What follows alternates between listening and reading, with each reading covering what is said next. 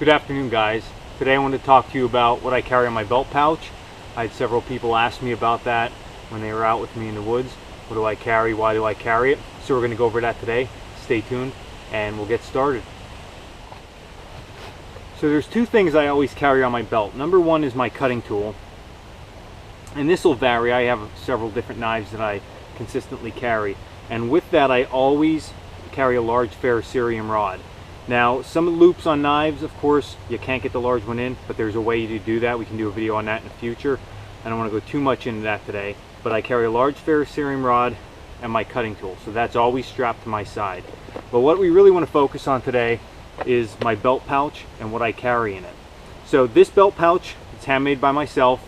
It's made out of tanned leather, and I have some deer antler on there as a closure. So we're going to zoom the camera in, we'll go through the contents and talk just briefly about all of them.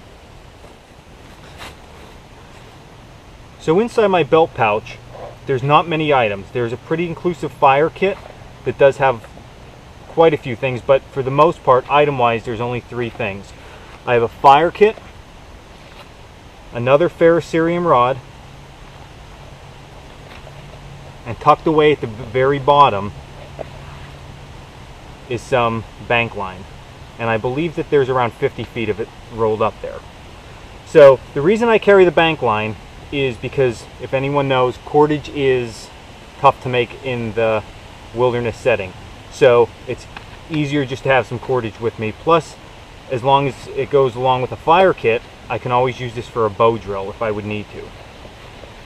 Ferrocerium rods. I don't think that you can get much better as far as for a fire starter in the woods. Of course, a lighter is instant gratification when you flick it, but this will work cold, wet, rainy, no matter what, and it's going to be real tough for somebody to wear this out, as where a lighter you can run out of fuel quite quickly depending on the size of your lighter. So I always think it's good to have numerous ferrocerium rods in all different aspects of your kit. And then I have my fire tin. Now this tin, it has probably more than you need in it, but it doesn't weigh too much, so it never really bothered me as far as what I had in it. Now, as you saw initially, I took off a Ranger band, and these things burn great as far as for a fuel extender. The tin itself, of course, can be used to make char cloth, so that's always a plus. Inside my kit, in no specific order, we'll just go through as I have it laid out here. Number one, we have a small magnification lens for solar ignition. So that's always a good idea because it's a renewable resource, the sun is, and you can't go wrong with that as far as making char cloth and having that with your magnification lens. Next, of course, a Bic Lighter, and the reason I choose orange is because if I drop this, it's easy to find. I have another small ferrocerium rod. Now these rods don't, of course, work as good as the large rods, but they still work. You still can get sparks and you can still get a fire with them, so it's not bad, again, to have a backup. I have a hand-forged steel striker, and I do carry a piece of flint. Now this is an unneeded item in the sense that my knife is high carbon steel and I can find a hard rock and get sparks, but for the weight of these 2 items and the convenience, I'd rather just have them in my kit. Plus, I do like to have these because I like to practice with these from time to time, so I don't think it's hurting too much by having those in with my kit. Now the remainder of the items are not really ignition sources as much as they are fuel sources or things that will help me procure a fire even quicker. So first, I have a small piece of fat wood. I'm a huge proponent of fat wood, scraping it and being able to ignite a fire with this. I have some steel wool, which you can strike with your ferrocerium rod and have a great ember with this, and you can cut this into smaller sections. I do have some jute twine that is already processed down, so if I would need to add this into a marginal tinder source like a bird's nest that's still a little bit damp, I can do this, and this will take an ember and ignite quite quickly.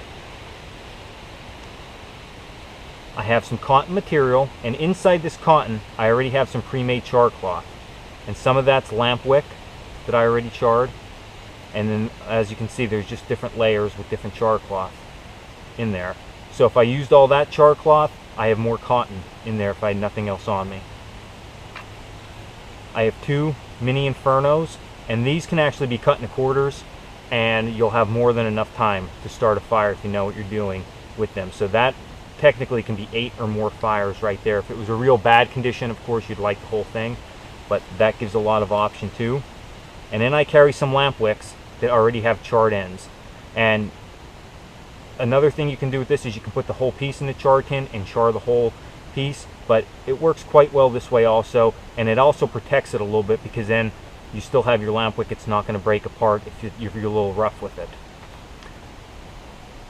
So that's everything that I carry in my belt pouch. I think this kit alone, as far as for making fire, can take you extremely far away, and it gives you a lot of options. And between the cordage, this fire kit, and my knife, there's a lot I can do in the woods. Specifically in an emergency, if I would get myself twisted up and backwards and I didn't know where I was at for a night, I can get by with most of this gear.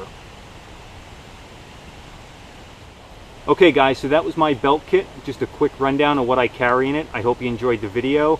Stay tuned for more. As soon as I can get them made, I'll get them on air for you guys. Till then, thank you.